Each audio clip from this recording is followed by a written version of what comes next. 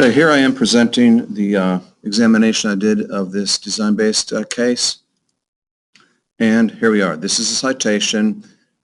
I found out through what makes sense of looking around and then just actually finding them say this in the article, that this article grows out of the dissertation research of Dr. Grover, Dr. P. and Dr. Cooper, the co-authors, being on her committee.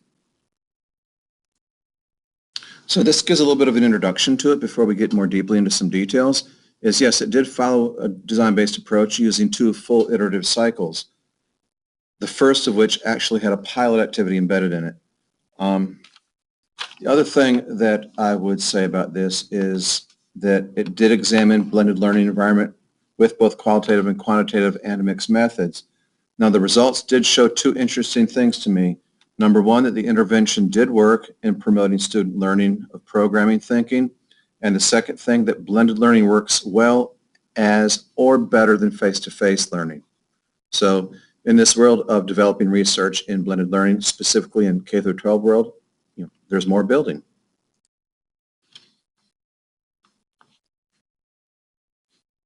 You see here a picture of students engaged working on a computer, middle school students working on computers together. One of the reasons I put this in there is that I wanted to show a picture that showed one of the essential elements that they talked about in this study, which was the collaboration that goes on when students are working in a blended environment, or the collaboration that should go on. Now the program fact was the intervention designed to develop the targeted computer science, particularly programming skills, among middle school learners.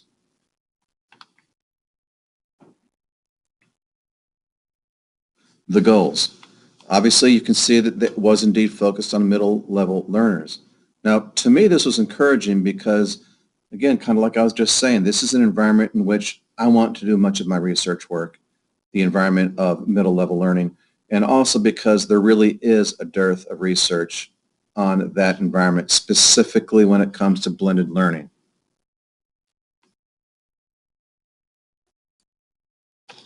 And the research, the conceptual framework, they did have some good examples here. I believe it does support the inquiry, but I would like to have seen more on who are middle-level learners and on what is blended learning.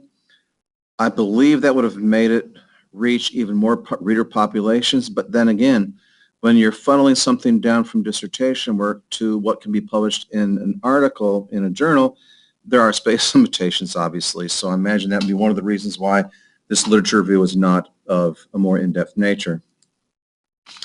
So these next couple sections are going to be talking more in depth about pieces of the methodology.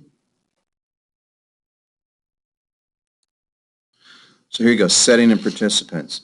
Now the description helps me understand the context that they did this in. And I compare it with what I'm familiar with, and I kind of think about how something like this might work in my own environment, because I'm working right now, day job-wise, in a middle school. I would like to see similar study work done. I've kind of added this to my research agenda for the future, in a school where you would be guaranteed to get more of a variety of student types, more variety in socioeconomic or racial backgrounds. It would just be interesting to see how this kind of work would go in something like that. Now the iterative structure.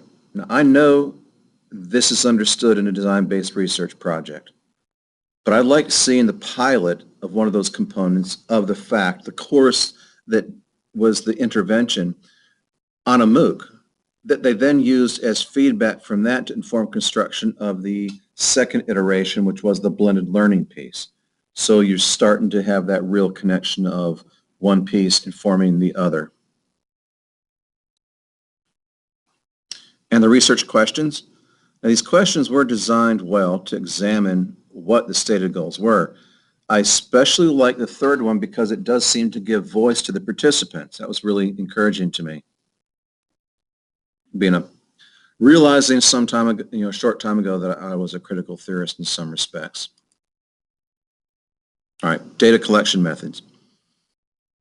Again, I do think they were well designed, using both the qualitative and the quantitative methods, sometimes even crossing over into kind of like a little mixed methods approach. The appendix items in the article did help me understand this more.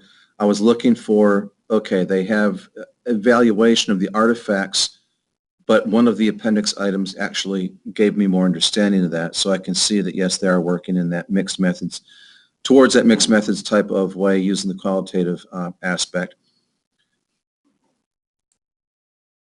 Data analysis, obviously a variety of methods. Now that triangulation obviously does strengthen what is said based on what was found. And there was data that was used in a true mixed methods way. And the interesting thing to me was was wrapped up in the whole design-based approach, because the realization that they could use the quantitative findings to direct more qualitative things happened in one of the iteration cycles. So it's not like it was part of the design at the beginning, but it became part of the design later, which would seem to me, if you're doing a standard research project, you want to have your whole approach for data collection, data analysis set. But it's just interesting to me to see that in this design-based environment, it's okay to change your structure of what you're doing based on what you find in earlier iterations. That was kind of encouraging. Results and conclusions. Significance was found. The intervention mattered. And it does indeed identify limitations, because I'm especially impressed by this statement. I'll read it to you from the article. These findings cannot be broadly generalized, since the studies were conducted in only one public school situated in a generally upper middle class community in Northern California. The sample sizes had a gender imbalance. Lastly, the studies were conducted in an elective class, indicating that a self-selection bias among learners who came into the course with generally high interest and motivation. So, they recognize these things. We can't allow for all aspects, but again, we see what we learn in our methods classes. You confess this outright. Reasons for selection. Why did I select this article? I kind of let this slide speak for itself. It is within the area that I'm interested in, blended learning in a middle school environment.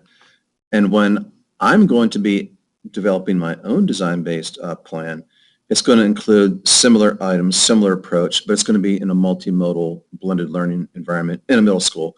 So there's commonality to this study, but differences. I guess I'm saying this all to indicate that, yes, this does have relevance to what I'm doing. So some of the affordances and constraints I saw in this study, affordances being the items in the appendix do help build up understanding, especially the artifacts-based interview exploration example I just gave you.